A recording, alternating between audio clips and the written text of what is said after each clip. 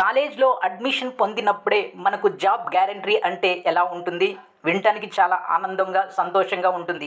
కానీ మనం కాలేజీలో అడ్మిషన్ పొందినప్పుడే ఆ కాలేజీ యొక్క ఇన్‌ఫ్రాస్ట్రక్చర్‌ని బట్టి, కాలేజ్ యొక్క రెప్యుటేషన్ బట్టి మనకు 100% జాబ్ గ్యారంటీ ఉన్నప్పుడు మనకి చాలా బాగుంటుంది. ఇది వినటానికి కాదు, ప్రాక్టికల్ గూడా ఇది జరుగుతుంది. దేశంలో రెండవ అత్యంత ప్రతిష్టాత్మకమైనటువంటి ఇన్‌స్టిట్యూట్స్ అయినటువంటి NIT, national institute of technology. ఈ ఎన్ఐటీలో మనకి అడ్మిషన్ పొందినప్పుడే 100% మనకి అడ్మిషన్ దొరికినప్పుడే జాబ్ గ్యారంటీగా మారిపోతుంది. మనం ఈ కాలేజీ నుంచి బయటకు వచ్చేటప్పుడు మన చేతిలో ఆఫర్ లెటర్ అనేది ఉంటుంది. అంటే జాబ్ ఆఫర్ లెటర్ అనేది ఉంటుంది. సో ఇది ఇంత గ్యారంటీగా జాబ్స్ని కల్పిస్తాయి. ఏ విధంగా అయితే ఐఐటీలో మనం సీటు వస్తే మన లైఫ్ సెట్ అయినట్లు అనుకుంటామో, అదే విధంగా ఎన్ఐటీలో కూడా సీటు వస్తే మన లైఫ్ సెట్ అయినట్లే, 100% సెట్ అయినట్లే. దాంట్లో ఎలాంటి డౌట్ లేదు. దేశంలో కేవలం 32 ఇన్స్టిట్యూట్స్ మాత్రమే ఇవి ఉన్నాయి.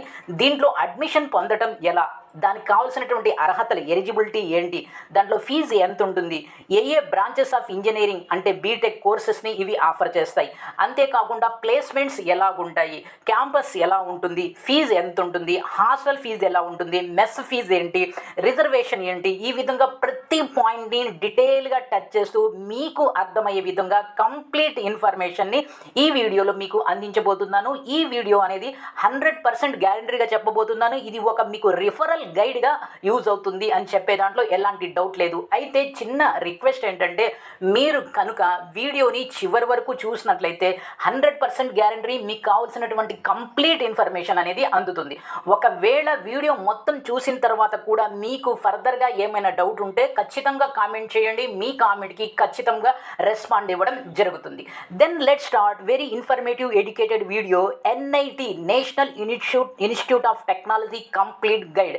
ఇక్కడ మన దేశంలో కేవలం 32 ఇన్స్టిట్యూట్స్ మాత్రమే ఉన్నాయి. ఇవి దేశంలో రెండవ అత్యంత ప్రతిష్టాత్మకమైనటువంటి ఇన్స్టిట్యూట్స్. ఈ ఇన్స్టిట్యూట్స్లో అడ్మిషన్ ఎలా జరుగుతుంది, దీనికి ఎలిజిబిలిటీ ఏంటి అనేది చూసే ముందుగా ఒక పాయింట్ అర్థం చేసుకోవాలి. ఎవరైతే జేఈఈ మెయిన్స్ రాస్తారో, జేఈఈ మెయిన్స్ ద్వారా మాత్రమే ఈ ఎన్ఐటీలో అడ్మిషన్ అనేది దొరుకుతుంది. జేఈఈ రెండు ఉంటుంది, ఒకటి మెయిన్స్ ఉంటుంది, రెండోది అడ్వాన్స్ ఉంటుంది. ఫస్ట్ మెయిన్స్ జరుగుతుంది, మెయిన్స్ తర్వాత అడ్వాన్స్ జరుగుతుంది. అడ్వాన్స్లో క్వాలిఫై అయినటువంటి వాళ్ళు, కట్ ఆఫ్ కన్నా ఎక్కువ వచ్చినటువంటి వాళ్ళు ఐఐటీలో సీటు పొందుతారు. జేఈఈ మెయిన్స్లో కట్ ఆఫ్ కన్నా ఎక్కువ వచ్చినటువంటి వాళ్ళు దేశంలో ఉన్నటువంటి 32 ఎన్ఐటీలో అడ్మిషన్ పొందే అవకాశం ఉంటుంది.